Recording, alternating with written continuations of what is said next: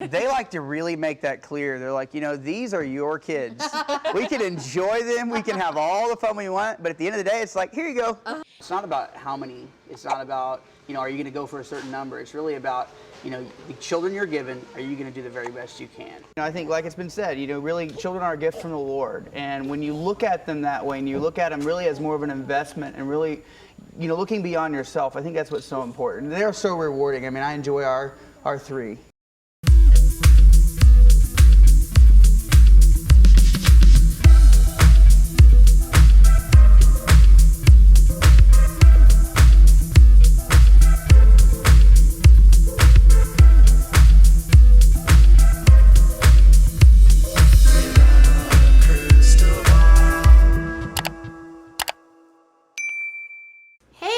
It's Katie from Without a Crystal Ball. Welcome back to my channel. It's Monday, March 21st. I hope you're having a really good day. So this is going to be a not super long video. I know I say that and then it ends up being 10 minutes, but it's life. So last week I told you about how Josh was basically begging for an extension. And remember how I said in my video that it was like, I felt like maybe they wanted to remind the judge that he had not made an order yet on their motions, and that maybe they were waiting for a response on the sentencing guidelines, and that's why they filed it. Because if you remember, the motion for a delay was very vague. I also noticed when I was rereading it that it was normally filed by Justin Gelfand, but on the motion for a delay, it was actually signed by Ian. The motion was filed by Ian Murphy, who is under Justin Gelfand. So Gelfand right now apparently can't even be bothered with Josh, and he's got Ian doing all of his dirty work. No, I'm just kidding. Maybe Gelfand is doing more stuff in the courtroom, but Ian's brief was very vague about why he needed an extension, and just like that. So right after he filed the request for a delay, the PO responded by filing their final reports. So Josh wanted a delay because he said that he needed time to evaluate certain brief arguments for a 350 or 3553 argument, probably going to ask for some sort of reduction in a sentence and claim that whatever is being handed down by the judge is too much. And so they're going to try to come up with some master plan. But in the comments on Friday, a lot of you pointed out, like, why would they need this delay now? They have had 4 months to deal with all of these issues. There's literally no reason why they would need another 30 days. Do they really need this, or is Josh just putting off the inevitable? This is what some of you said in comments. I feel Josh is stalling. I think Katie is 100% correct that it's a big sentence looming and he's trying any last ditch effort to find some sort of loophole. I hope the judge declines and gives him the maximum sentence. All eyes are on the case, and I believe that the judge will make an example of him and that his celebrity will influence the sentence. And then someone pointed out he probably doesn't want to get shipped away from Anna. And then someone responded and said, definitely stalling. And another person said, yep, I think he's stalling because they're angry the judge hasn't acknowledged his new requests for a new trial, appeal, whatever it is that he thinks he deserves. I can only hope that Josh continued defiance and hubris in the face of clear and overwhelming evidence of his guilt is further proof for the judge that he accepts no responsibility and is incapable of any remorse, and therefore that he deserves all the sentencing increases and possible in case like this. To me, all I see here with this request is that Josh, yet again, wasting everyone's time out of spite. And then finally, Doris said, he needs to get over this. He did this, now accept the consequences of his actions. He knows maybe he'll find, who knows, maybe he'll find somebody in prison with his same views, a match made in heaven. That was from Lunar Eclipse, who actually had 144 likes on that post. Do me a huge favor and also always leave me comments. I love to see them. So anyways, I actually agree with Lunar that I think this comes down to Josh got really upset and he wants the judge to rule on this new trial. Well, turns out that the probation officer, after they filed this motion, they actually filed the pre-sentencing investigation's final report, and they also filed the sentence recommendation.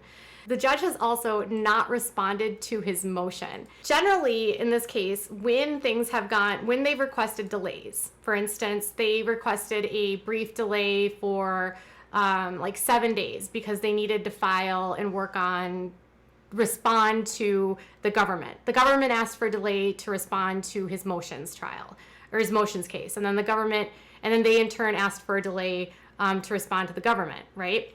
Well, now they're asking for another delay. So every single time that something happens, Josh is asking for a delay. Conversely, though, when they have had these motions, he has almost always responded the same day.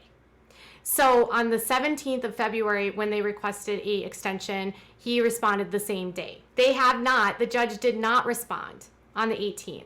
So he filed the motion on the 18th. The defense or the prosecutors did not agree with him, and now the judge is like not responding right away.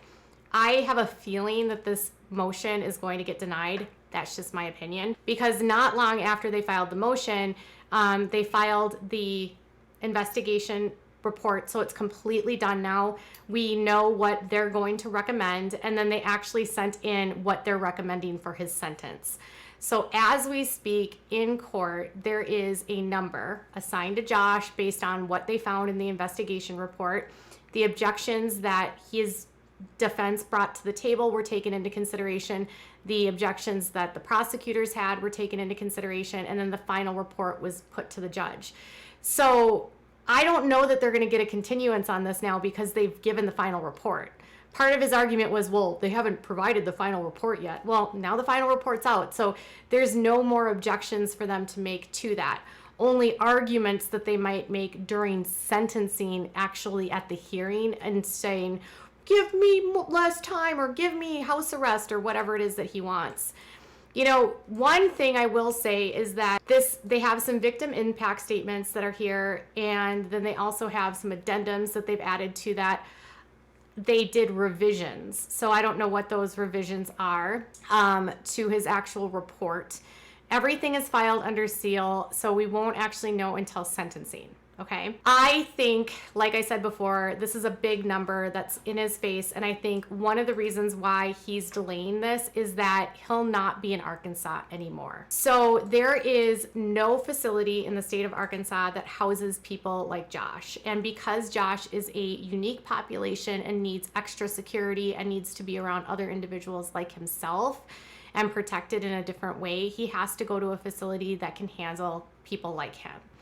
And he also has to be able to go to a facility that offers therapy or services to individuals like him. And there's only like 5 or 6 total in the federal system, none of which are in Arkansas. I think there's a maximum one in Arizona maybe. There's another one in Florida, but nothing in Arkansas. So I think Josh just wants 30 more days because he knows he's about to be shipped out of Arkansas. He's going to go to whatever place. And there's different levels of in the federal system. So there's minimum, there's like literally no security, where they basically just like live in the community and go to work during the day and then sleep at the joint at night. And then they also have like low ones where they're like in dorms. They have minimum or they have medium ones where they have some, dorm like rooms where they're housed all together, or they have like cells, and then the maximum ones have cells. I don't really know where Josh would end up. I don't know if he would be considered like for the maximum. I don't know if they would consider him like at that tier or not. I was reading that a lot of the people in this world end up in the mediums. And then if he's in the medium, he may not have his own cell, or he might. But they try to put him in a place where there's less actual like prisoner on prisoner attacks, because he's going to be very vulnerable to that based on his crimes. So Josh is stalling, and here we are. It's Monday, and the judge has not ruled yet on his motion to continue, but his probation officer almost like, I felt like it was like a slap. Like it was like, oh, you're going to ask for a delay?